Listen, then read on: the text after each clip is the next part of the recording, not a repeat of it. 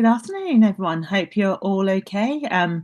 Thank you for the small select group that have joined me today to talk about why individual rights are so important. Can I just ask, can you type in the chat box if you can hear me? Okay, that'd be really helpful.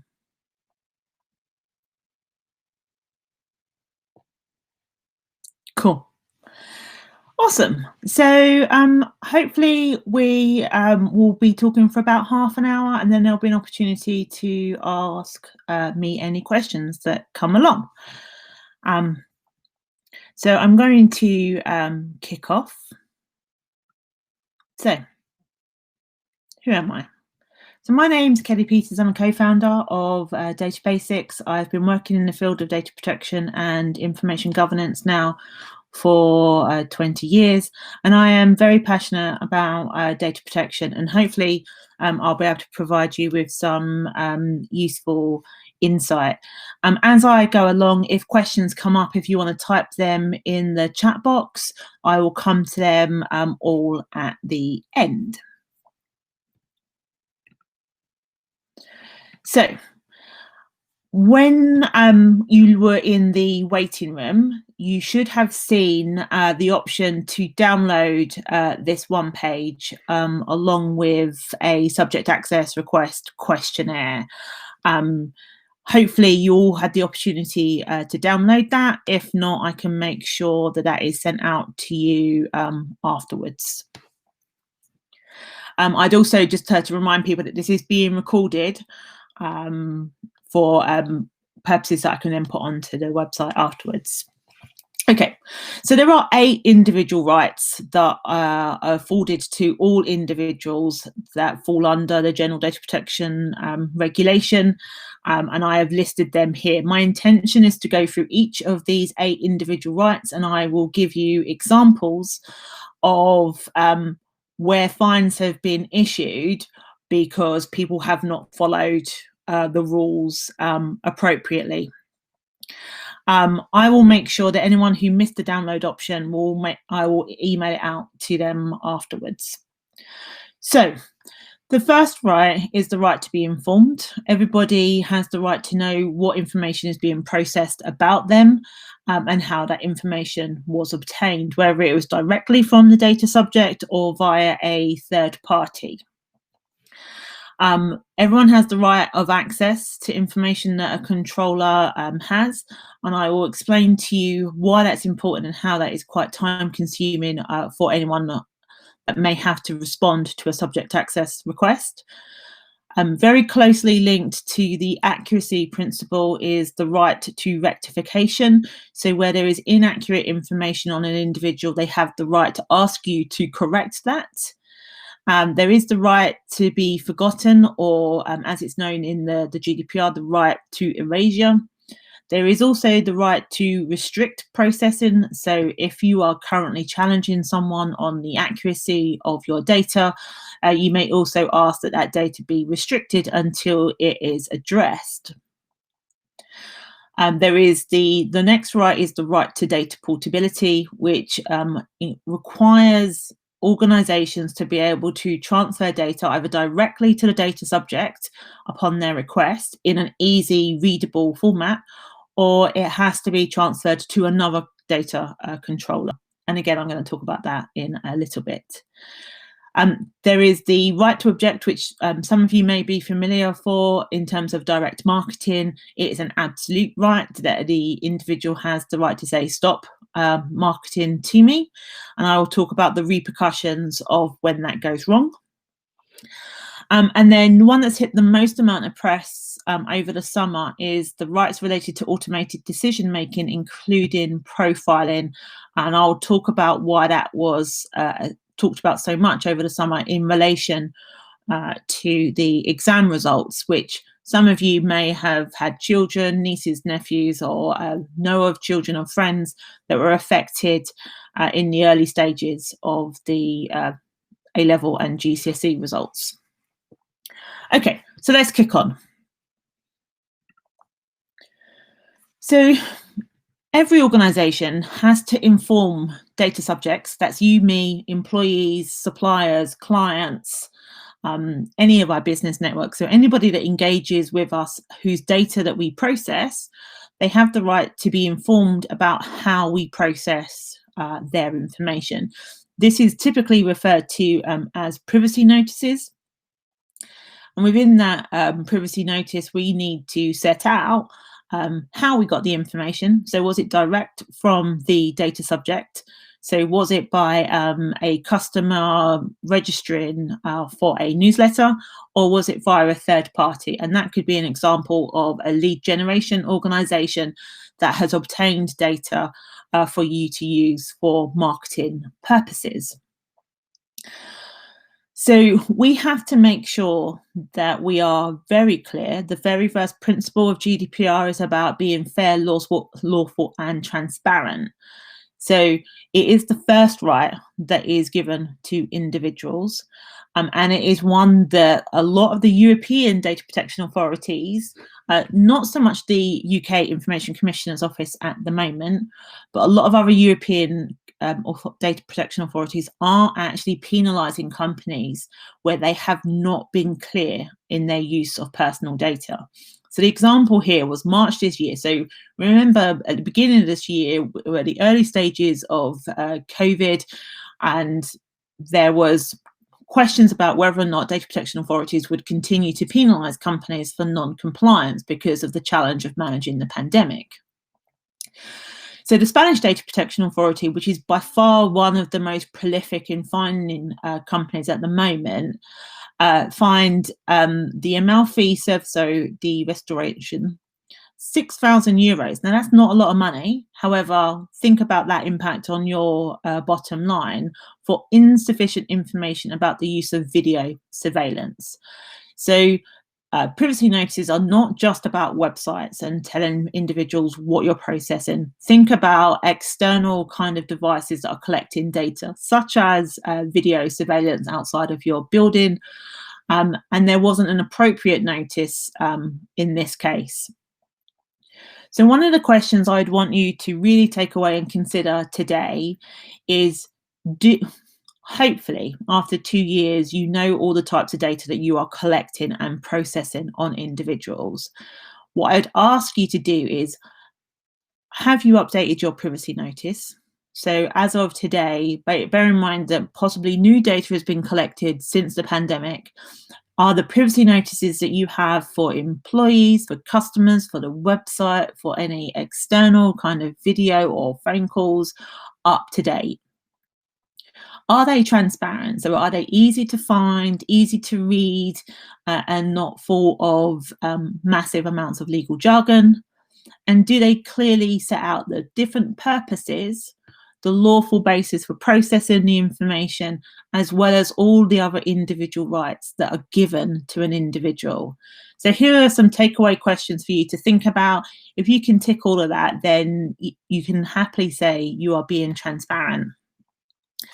It is important, though, to remember that you will need to regularly reflect on your privacy notices to make sure they are up to date and do reflect your current activities. So the more common right that most people are familiar with is the right of access.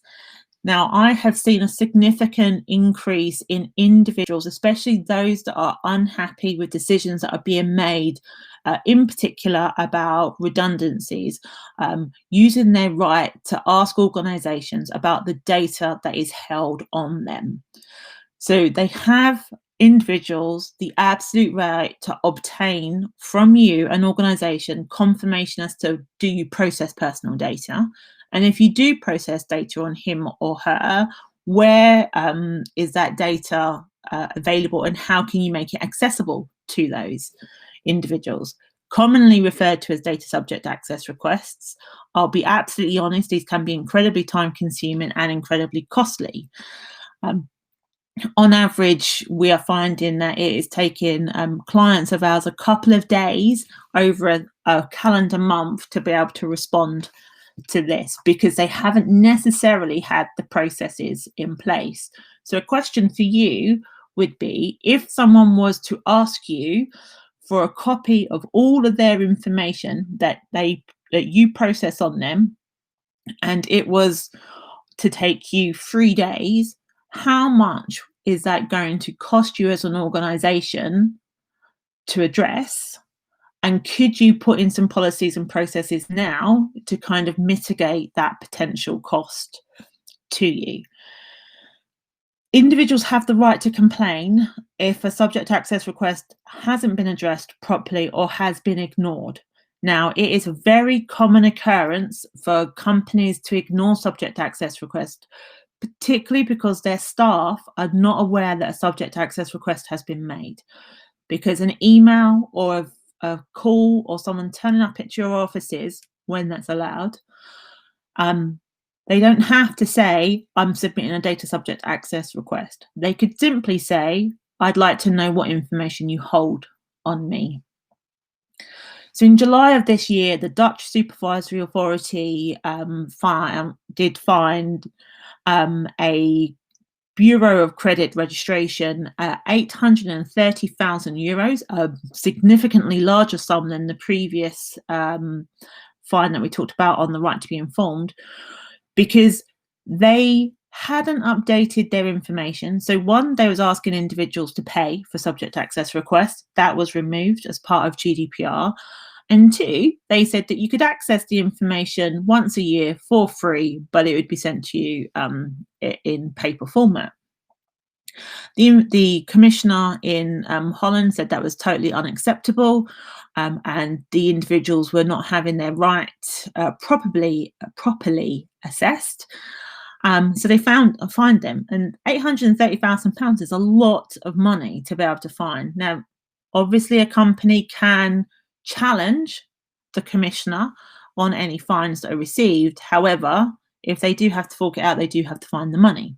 So the question for you is, do you have processes in place to recognise and respond to a data subject access request? In particular, do your staff know how to identify a subject access request? Bear in mind, it doesn't have to be in writing. When the GDPR came into force, it could simply be a verbal request. So do you have the processes in place to be able to recognise such a request? Now, the right to rectification is very closely linked with the principle of accuracy within the data protection regulation. So the principle of accuracy is that you have a responsibility to make sure that the data that you hold on individuals is kept up to date.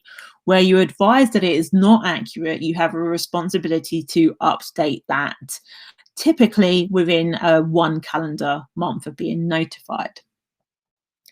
So these, like I said, it is within a month. So the question is, do you have a process in place that routinely allows you to update data? If you were to receive a request from an individual to say you have inaccurate information about you, here is what should be you hold on me. And that might be you have the wrong email address or you have the wrong postal address for me. What are you doing to make sure that you can address that? You should obviously make greater effort to rectify inaccurate information if it relates to data that's going to impact on a decision made on an individual. Now, there was a case a number of years ago where an individual challenged the HMRC and a number of other organisations where they had wrong information about her. They had her living at an address with a partner, which was not the case, and this information negatively affected her child support payments that she had. And the response to that was, actually, as soon as she told you what her correct details were, you should have corrected it, and you should have made every effort to tell other organisations where you share that information to that they are aware of that data having been changed and updated.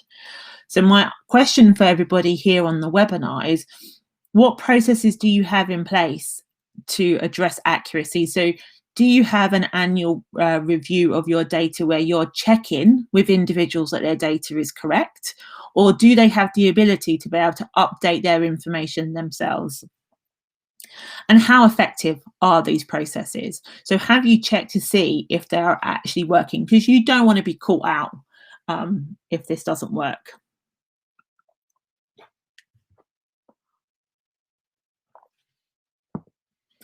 The right to erasure always makes me chuckle because it makes me think about the 1980s pop ban, for any of you that can remember that. It's otherwise known as the right to be forgotten, and that's what is commonly referred to. But in the GDPR, it is actually the right to erasure. So in certain circumstances, an individual has the right to come to you as a data controller and ask for their data to be deleted. An example, and these are not the complete list, so that these are just an example to help you out, is when personal data is no longer necessary for the purpose it was collected. So an example could be you have an employee that has left the organization 6 years ago. Legally, there's no longer a requirement for you to hold on to that individual's HR files, yet you keep on holding that data. 10 years later, they come back and ask what information you hold on them, and they realize that you have been holding data for 4 years longer than is necessary. So at that point, they have the right to ask their data to be deleted because there is no legal requirement for you to hold it. The other requirement is obviously if you're relying on your processing on the basis of consent and they have withdrawn their consent, they can ask their data to be deleted. The case that I've got here is about the Belgium Data Protection Authority fined Google Belgium £600,000 because they failed to update outdated articles that were available to be shared on the internet. They kept them referenced. And actually, this information was massively damaging to an individual and their reputation because there was no reason for that data to still be stored. So to be able to understand how you manage this particular right, do you have a retention schedule? So do you know the different purposes for processing data? Do you know the lawful basis that you're relying on to process that purpose? And conversely, do you know how long you can store that information? Because that information allows you to be able to respond to a right to erasure. And then do you have a process in place to be able to delete it accordingly? So some questions for you to go away today with is, do you review your organization's retention schedule? Is the data deleted in accordance with that schedule? You then have an individual has the right to restrict their processing. Now, this right is linked with the right that I talked about earlier, which is about accuracy. So if an individual is challenging you about the accuracy of their data, they may also ask you to restrict the processing of that until the data is absolutely corrected. So individuals have the right to ask you to restrict their data or to suppress their personal information. Obviously, when processing is restricted, you are allowed to store the data, simply not use it. So the question might be, well, when does this actually apply, Kelly? So the individual, as I said, may contest the accuracy of their personal data, and you are in the process of verifying it. Remember, you have 30 days, or a calendar month, to be able to respond to the right to rectification. Or the individual has objected to you processing their personal data, and you are considering whether or not your legitimate grounds override those of the individual. So whilst they may ask you to restrict their data, you may find in actual fact that is invalid and you are going to continue to process the data. So be mindful that whilst an individual asks you to do certain or act on particular rights, you as a controller must be comfortable about your response to that right. So what processes do you have in place to restrict data? So if an individual comes to you and says, I'd like you to restrict my data, would you be able to identify that? Who would be responsible for actually handling that on your behalf?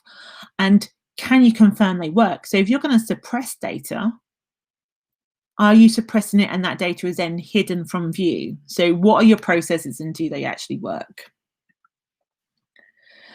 Now, the right to data portability, again, is a right that is afforded to individuals to ask a data controller where they have given you the information.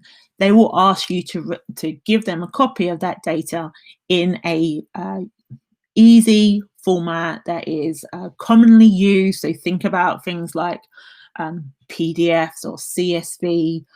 It's machine readable, so it can go from one system to another system without any level of corruption. And it also gives them the right to say, actually, you, organization A, I'd like you to transfer my data to organization B. Now, the right doesn't apply to all lawful bases. So I'll go back to the point I made a little bit earlier. If you know the different purposes for processing, you should know the lawful basis that you're relying on. So in this instance, this right only relates to if you're processing data on the basis of consent or performance of a contract,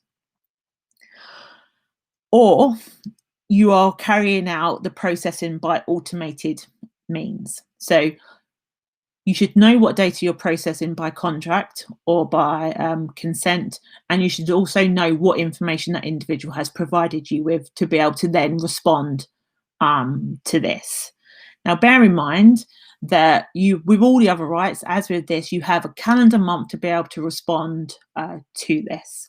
So a request could include, they simply want their data that relates to their email address, maybe their username, but it is also information that they may have given you in the form of website usage, location data by when they're accessing the devices to view your website, for example. So it's not as simple as email, postal address, age. It's also about other information they may have directly given you via other means, such as the website. The right to object is one that I'm seeing a lot at the moment, and a lot of individuals are making sure that they request this. What companies are failing to do is to actually respond to this, and this is one that is routinely commented on by a number of data protection authorities across Europe. So individuals have an absolute right to stop their data being used for direct marketing. So if they say to you, I want you to stop sending me direct marketing material, you have to stop. There is no discussion about that. You have to stop, and you need to make sure that you can activate that within a calendar month, if not sooner. Individuals can also object if the processing is for your legitimate interests. So in some interests, from a marketing perspective, organizations have relied on either consent or legitimate interest. Now, with legitimate interests, you've done a balancing test. You have determined that what you want to process is in the legitimate interest of the individual. They still have the right to say, no, I disagree with that. I want you to stop processing. So they are using their right to object. So the news story that I wanted to talk about today on this webinar was that in October last year, feels like a lifetime ago now, the Hellenic Data Protection Authority fined Windhella Telecommunications €20,000 because they ignored objections that were raised by individuals about advertising calls. Now, this is something that from a business to business, business contacts may not get as exercised about receiving email marketing from you. And if it's not been addressed, they might just put you in the junk mail folder. But people from a business to consumer model are likely to get a lot more upset about this, and that's what we see. Individuals will feel that their information has been obtained incorrectly and used for marketing purposes that they are not happy with, and they have said stop. So have you told individuals in your privacy notices that they have the right to object? And this includes if they are signing up to any kind of newsletters for direct marketing purposes. Are they very clear that at any point in time they can opt out and say, I'm not interested anymore? What processes do you have in place to manage those individuals' objections? So hopefully it's a seamless automated process, but if it's not, how can you make sure with confidence that you're doing that, because €20,000 for a small size organization is quite a lot of money for something that should be relatively easy to manage. Now, the right to, in relation to automated decision making, is where you are purely making a decision entirely on automated decision making. So there's no human intervention whatsoever. So you may or may not do this in your organization, but an organization can only, and this is set down in the regulation, can only carry out automated individual decision making and profiling where the decision is necessary to enter into a performance of a contract. So think about when you're doing your, if you're ever applying for a loan, a lot of that is typically online automated decision making, and you are then going to receive money for which you are then going to agree to pay back. So there is a contractual agreement between two parties. It is authorised in member state law, so that's domestic law in the country that you are residing in, or it's based on the individual's explicit consent. Now, the only thing I'd add to this is if you are going to make decisions or use automated decision making for special characteristics of data, such as health related information, you need explicit consent to be able to do that. So where you are relying on this type of decision making or profiling, you have to, and it does say this in the regulation, you must identify whether any of your processes falls under this article. And if so, you need to make sure that you give individuals information about that process and why is it being automated. So again, you could put it on your privacy policy. Introduce a simple way for them to say, actually, I want a human intervention. So if they disagree with the outcome, they have the ability to talk to somebody about that, and that you carry out regular checks to make sure that your systems are working as intended. So what happened in the summer was that the government decided that they were going to base purely on algorithms calculations that were going to determine students' A-level and GCSE results. Now, some of these results had a massive negative impact on the individual now and in the future. And because of that impact, there was a decision to go back to the human intervention of the teachers making the decision about what the score should have been. So if you are going to do this type of profiling or this type of decision making, it is an absolute requirement to do a data protection impact assessment. So we have time for questions. So that was kind of a whistle-stop tour. Please do ask me any questions that you have. So I've got a comment which was holding data beyond the stated retention period is a breach in its own right, and you are absolutely correct. It is a breach. Part of the storage limitation principle of the GDPR says that you should only keep data for as long as is necessary. So that is why it is quite nicely linked with the right to erasure, because what you find is that companies hold on to data far too long and they forget to delete data. So are there any questions that anyone has for me? Please use the chat box. I'm happy to respond.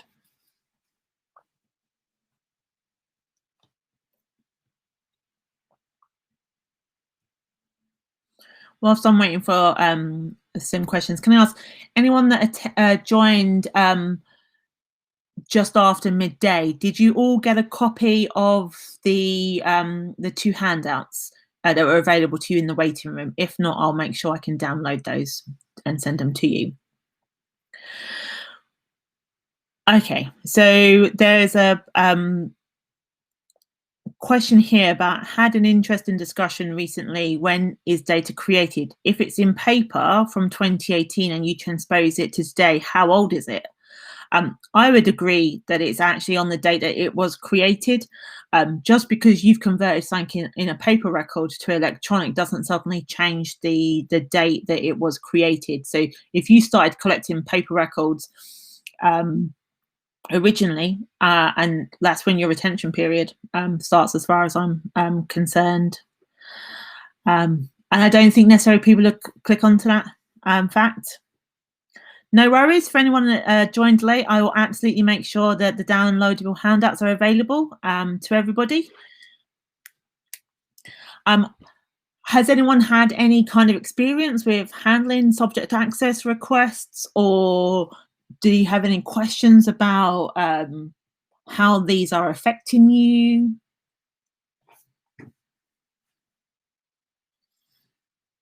Or is there any individual right that you're uncertain about in terms of what I've covered?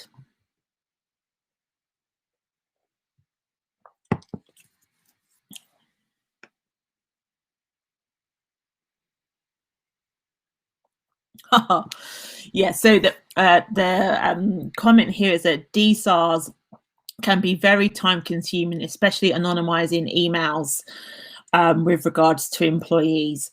Absolutely. We're supporting one client at the moment where they have 200,000 emails that they need to review from a former employee. And it's only when you realize that you find that information that you think, wow, 30 days or a calendar month is really not a lot of time to be able to find, redact, and return to the individual.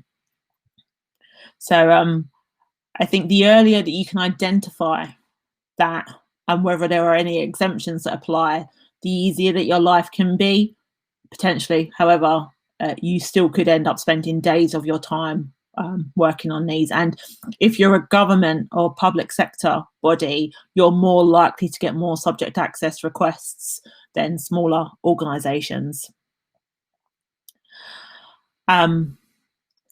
There was also another comment which I do agree with, that lots of SARS customer data, the recent pandemic has led to people using their rights.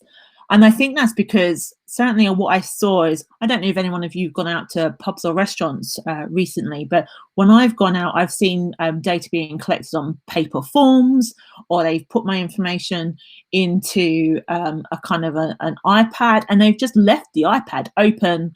And it's really been concerning to say, I'm not convinced you're protecting my data. So actually, what are you collecting? Why are you collecting it? And, are you keeping it safe? And I think a lot of the news stories have also triggered people to ask that question of what data is held.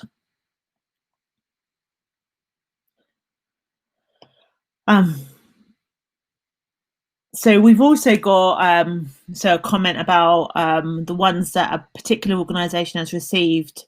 So I think when it comes to subject access request, it's really interesting, because I think the first challenge is actually identifying that you've received a subject access request, because I have seen subject access requests come through social media channels. I've seen them come in person, and it's been as simple as, can you tell me what information you hold? Now, depending on the organisation and who that request has come into, that person may not even know that that's a subject access request, and that poses a challenge on your timescales. The next challenge is, well, how much information do you hold on them? And when you start that search, it becomes eye-opening in some instances just how much, especially if it's a member of staff, just how much information you're holding on them. And then you have to search through it and redact it. So they are definitely a headache that I'd like for companies to avoid. However, I think with the challenging times that we're facing of all of those rights, I think the two that are going to be used the most are data subject access requests and the right to object to data being used. A nice comment is, I think Mickey Mouse has been used a lot. I think Mickey and Minnie Mouse are probably quite prevalent pub and restaurant goers at this moment in time. So are there any other questions for me? If not, if you'd prefer to ask questions outside of this webinar, I will give you my contact details. So if you do need any help, we can provide help. So this is my 60-second pitch to you. If you have subject access requests, we can support you with that process. We also have designed a toolbox that allows you to share subject access requests back to an individual.